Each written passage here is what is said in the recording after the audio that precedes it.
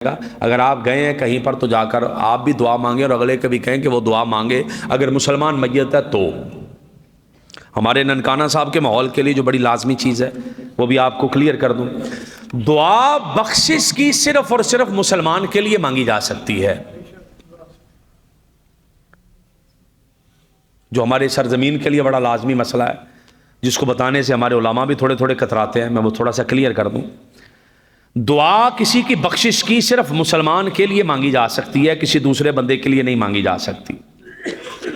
غیر مسلم کے لیے بخشش کی دعا آپ نہیں مانگ سکتے۔ میرے پاس قرآن کی آیت ہے، رب کائنات نے ارشاد فرمایا بسم اللہ الرحمن الرحیم، سورۃ التوبہ، ما کان للنبی والذین آمنوا ان یستغفروا للمشرکین۔ نبی کے لیے اور مسلمانوں کے لیے یہ جائز نہیں ہے کہ کافروں کے لیے بخشش کی دعا مانگیں۔ وہ بس اوقات ایسا ہوتا ہے کہ ہمارا کوئی فیوریٹ گلوکار مر جاتا ہے تو ہم اس کے پر لکھ رہے ہوتے ہیں اللہ اس کو جنت میں جگہ دے، وہ شاید RIP لکھتے ہیں ایسے کر کے، وہ اللہ اس کو جنت میں ریسٹ دے، جنت میں جگہ دے، ریسٹ ان پیس، اللہ اس کو جنت میں جگہ دے۔ تو یہ سارا کا سارا قرآن سے ٹکرا رہا ہے،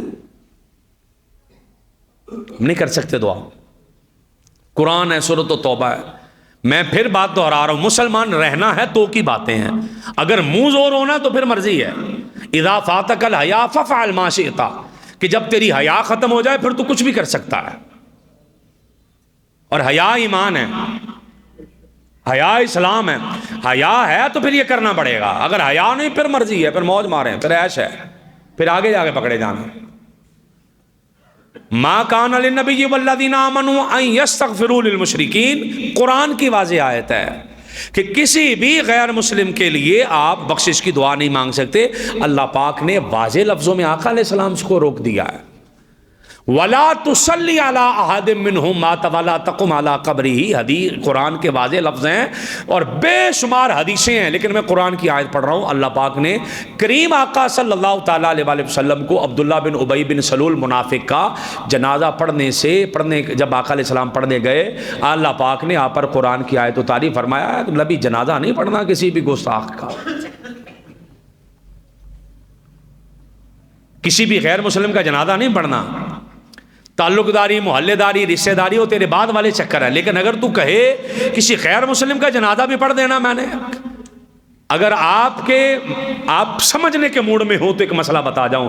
حضرت سیدنا امام غزالی رضی اللہ تعالیٰ عنہ نے فرمایا جہاں پر نیک لوگوں کا ذکر ہو وہاں پر خدا کی رحمت برستی ہے، جہاں پر بد لوگوں کا ذکر ہو وہاں پر خدا کی لعنت برستی ہے۔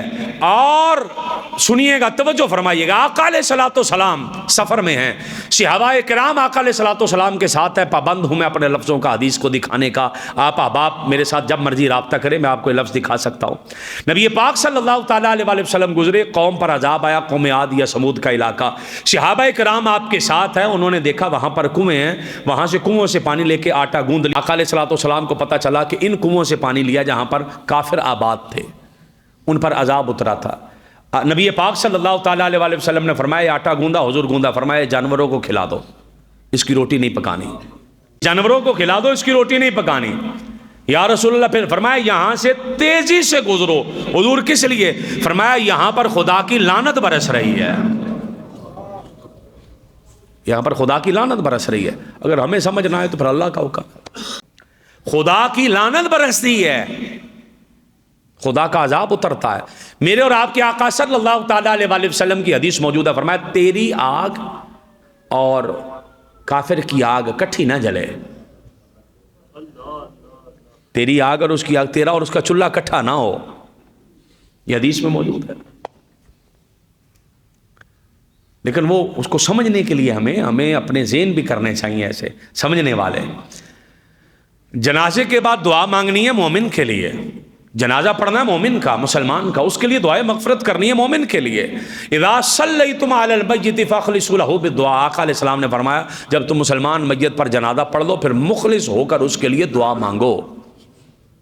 ہم بعد میں مانگ رہے ہوتے ہیں دعا، اور ہم ساری زندگی یہ بتاتے آئے ہیں، جو ساری زندگی یہ سمجھاتے آئے تھے کہ میت کے بعد جنازہ نہیں پڑھ، جنازے کے بعد دعا نہیں مانگنی، جنازے کے بعد دعا نہیں مانگنی، جب گھر میں مصیبت پڑتی ہے تو دعا وہ بھی مانگ لیتے ہیں۔ میت کی وہ جنازے کے بعد دعا وہ بھی مانگ لیتے ہیں.